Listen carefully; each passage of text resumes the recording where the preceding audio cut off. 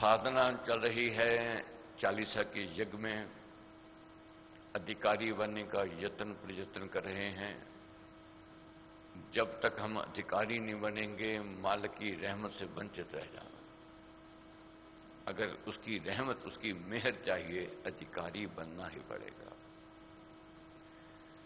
जो चाहता है मैं अपने जीवन को तलाश लूं, जो चाहता है मेरा जन्म सफल हो जाए, श्री भक्ति प्रकाश जी का अध्ययन कर ले, उसको पथ उसको रास्ता मिल जाए, उसके मनोरथ पूर्ण हो जाए।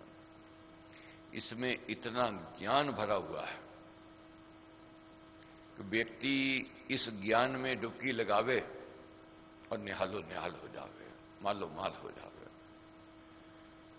कोई ज्यादा यत्न करने की प्रयत्न करने की जरूरत नहीं है, घर बार छोड़ने की जरूरत नहीं है। केवल भावों को ही बदलना है, विचारों को ही बदलना है, और बड़ी बात नहीं है। भक्ति दो प्रकार की कही गई है। एक में है भाव की प्रधानता, दूसरे में है पदार्थों की प्रधानता। पदार्थों की प्रधानता क्या है? ठाकुर द्वारे गए, बड़ी बड़ी भेंटें ले गए, बड़े बड़े उपहार ले गए, फलों के टुकड़े ले गए, आभूषण ले गए, पैसा चढ़ाया कि ठाकुर प्रसन्न हो जाएगा। ये अज्ञानता है। पुजारी प्रसन्न करके आते हैं, ठाकुर प्रसन्न हुआ या नहीं हुआ ये कौन जाने। वह थपकी भी देवेगा, नारियल भी भेंट में देवेगा, गले में हार भी पहना देवेगा पुजारी, और 1000 आदमी 500 खड़े हैं, सबसे पहले उसको बुला भी लेवेगा। पता है उसको ये कुछ लेके आया है। मगर भाव की भक्ति उत्तम कही गई है पदार्थों से। शबरी के पास क्या था? कुछ नहीं था। बड़े बड़े आश्रम वाले बैठे रहे, इंतजार करते रहे, राघव जी आवेंगे, नहीं गए, शबरी की कुटिया में गए। सुदामा के पास क्या था? कुछ नहीं था, मगर प्रेम था, भाव था। सुदामा की पत्नी ने क्या भेंट भेजी? उबले हुए चावल थे, भेंट भेज दिए। अब जब सुदामा महलों में गए, ठाठ बार देखी प्रभु की, संकोच आ गया, मैं कैसे भेंट दूं। मगर प्रभु मन की बात जानने वाले हैं। उन्होंने कहा भौजाई ने क्या भेजा है, तो दो। बड़े स्वाद से खाया। भगवान श्री कृष्ण को दुर्योधन कहने लगे मेरे घर भोजन करिए, कहने लगे नहीं, तेरे घर नहीं करूंगा। भोजन दो प्रकार का है, एक मजबूरी का, दूसरा प्रीति का। मजबूरी मेरे को नहीं, प्रीति तेरे को नहीं है। मजबूरी होवे, भूख लगी है, अनादर से खिलावे, अपमान से अपमान से कैसे भी खिलावे, खाना है, ये है मजबूरी। प्रभु कहते हैं दूसरा है प्रीति का, प्रीति तेरे में नहीं है, तेरे भोजन नहीं करूंगा। तो क्या कहते हैं फिर? भोजन कहां किया? विदुर जी के घर किया। वहां प्रेम था, वहां भाव था। धर्मराज युधिष्ठिर जी गए व्यास जी के पास। अपने आप को बहुत दानी समझते थे।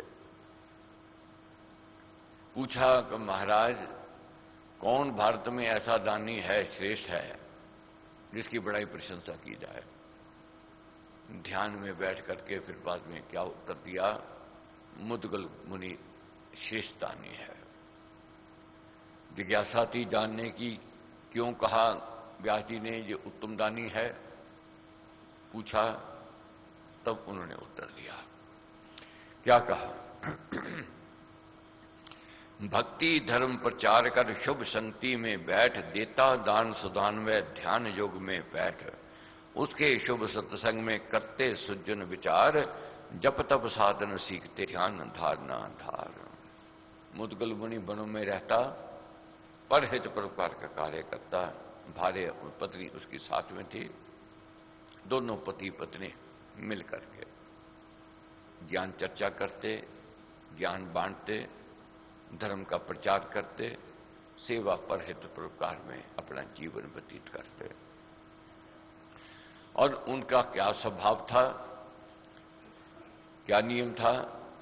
2 दिन भूखे रहते, उपवास में रहते, तीसरे दिन मुद्गल मुनि फल लेकर के आते और पकाते और 3 पत्तल में उसको परोसते। पहली पत्तल अतिथि की, दूसरी पत्नी की, तीसरी अपने। 3 पत्तल थे। अतिथि की इंतजार करते। अतिथि किसको कहते हैं महाराज? जिसकी आने की कोई तिथि ना हो वह है अतिथि। हमारी हिंदू संस्कृति में आया है अतिथि सत्कार समझो परमेश्वर का, मालिक का सत्कार। तो क्या है, इंतजार करते तो एक दिन बैठे, पत्तल परोसी, इंतजार उनकी घड़ियां लंबी थी, सोच रहे थे। तो भगवान परमेश्वर भी परीक्षा लेते हैं कि भाव क्या है, भक्ति क्या है। तो एक भिक्षु बन करके आ गए। भिक्षु बन करके आ गए तो मांगा भोजन है। मुद्गल मुनि प्रसन्न हो गए। हाँ है। दिवस तीसरे अन्न का वह करता आहार, अपनी भार्या सहती कर पूजन उपचार।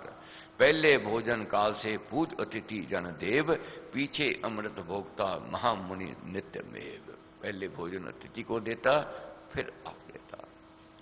तो क्या हुआ, भिक्षु आए, हाथ जोड़ विनती करी, करिए भोजन आप, भोजन का है ही समय, तेरा यही अपाव।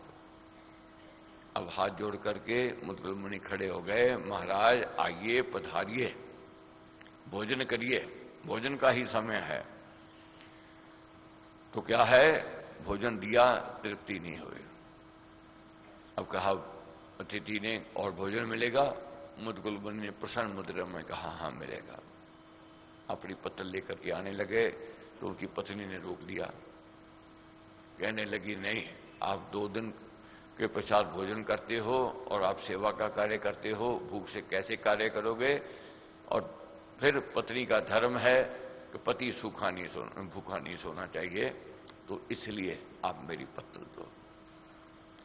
मगर मुद्गल मुनि ने आग्रह किया नहीं, पत्तल मैंने अपनी देनी है, आपकी नहीं देनी है। क्यों? मैं परिवार का मुखिया हूं, मुखिया भूखा सो जाए कोई बात नहीं है, परिवार भूखा नहीं सोना चाहिए। ये भाव था। बहुत आग्रह किया, पत्नी को मानना पड़ा, पत्नी की पत्तल दे दी, भोजन किया, दूसरी पत्तल भी, मगर अतिथि को तृप्ति नहीं हुई। क्या कहा, और भोजन मिलेगा? प्रसन्न मुद्रा में मुद्गल मुनि ने कहा मिलेगा। तो तीसरी पत्तल थी वह दे दी। तीनों पत्तल जब खाई, तृप्ति हुई, आशीष दिया। तीनों पत्तल पाएकर तापत तृप्ति पाए, प्रीति पाई प्रस्थान कर छुपा बनी में जाए। और वन में जाकर के पीछे छुप गया। क्यों छुप गया? मैं देखना चाहता था कि क्या भाव है पति पत्नी का। इन्होंने अतिथि सत्कार तो किया, क्या सड़ते कुटते हुए किया, और पछतावा हो रहा है। अपने जीवन में देखते हैं बहुत बार होता है, कोई अतिथि आ गया, खा गया, भोजन कर, कहते हैं आप क्या हाँ भूखे सोमेंगे, अब क्या खाएंगे? खिलाया तो था मान से, मगर बाद में पछतावा क्यों खिला दिया? दान तो किया, बाद में पछतावा किया, क्यों दान दे दिया? ये दान अधूरा रह जाता है। मुद्गल मुनि उपवास में रहा और दिन 3, पत्नी सग मुनि यश कथन करता रहा अधीन। फिर भोजन लेने नहीं गया, 3 दिन और उपवास किया। और 3 दिन उपवास करते करते धन्यवाद कर रहे हैं उस मालिक का, उस परमेश्वर का, कि परमेश्वर आज आपने अतिथि को भेजा, हमारी रूखी सूखी रोटी उसने स्वीकार की। धन्यवाद कर रहे हैं उस परमेश्वर का। 5 दिवस भूखे रहे, बेकर ध्यान सुजाप, वर्णन करते मुनि दिया उसका कर संलाप। उनके सुचित चांद पर उदासी की ना रेख, आई ना पश्चाताप की ऐसा मिलता लेख। कोई पश्चाताप नहीं था कि मैंने क्यों दिया, क्यों खिलाया, मगर गुणगान करते हुए। अब मुनि सुन रहे थे। मुनि कौन थे? परमेश्वर जानना चाहते थे भाव, ये भक्ति। मुनि माना शुभ कर्म की भद्र घड़ी है काल, पुण्य उदय का जानिए जो मिले मुनि दयाल। इस मेरे अतिथ्य को मुनि ने कर स्वीकार, अपने चरण स्पर्श से दिया मुझे है तार। ये मुद्गल मुनि के भाव थे कि मैंने चरण स्पर्श किए और मुनि को भोजन खिलाया, मेरे अहो भाग्य। ईश परम तू धन्य है, धन्यवाद करें उस परमेश्वर का। ईश परम तू धन्य है, लीला तेरी वाह, तेरे अनुग्रह की हरि सकिए जानना था। ये भाव थे, भक्ति थी। तेरा ये प्रताप है, क्या कहते हैं कि हे मालिक, हे परमेश्वर, तेरा ये प्रताप है, दास कुटी पर आज, आपकी दास की कुटी पर आज भिक्षा रूखी सूखी को, भिक्षा रूखी सूखी को पाए गया मुनिराज। एक संत ने भोजन किया। तो ये भाव थे, इसलिए व्यास जी कहने लगे धर्मराज युधिष्ठिर जी से, ये उत्तम दान है। तो इसलिए ये हमें समझना है, ये नहीं करोड़ों दान दिया वह बड़ा दान है। दान 1 रुपया भी बहुत होता है। किसी को पानी का गिलास भी प्यार से पिलाओ, वे भी सत्कार उत्तम माना गया है। बहुत बार कह देते हैं हम लोग, जी हमारे घर कौन सा भोजन था, बिन बुलाए मेहमान आ गया, क्या खिलावें। तो यहां तक महाराज ने कह दिया है, किसी को बासी रोटी भी खिला दो मगर प्रेम से खिलाओ, वह अमृत लगती है। कुछ नहीं है, जूस नहीं है, पानी का गिलास पिलाओ, वह भी प्रेम से, वह भी अमृत लगता है, वह भी जूस से भी ज्यादा मीठा लगता है। इसलिए भाव प्रबल है। तो इन दिनों में हमने भाव को प्रबल करना है, भावना को प्रबल करना है। ये कहना कि मालिक से मुझे भरोसा राम तू दे अपना अनमोल, रहूं मस्त चिंत में और कभी ना डाऊं।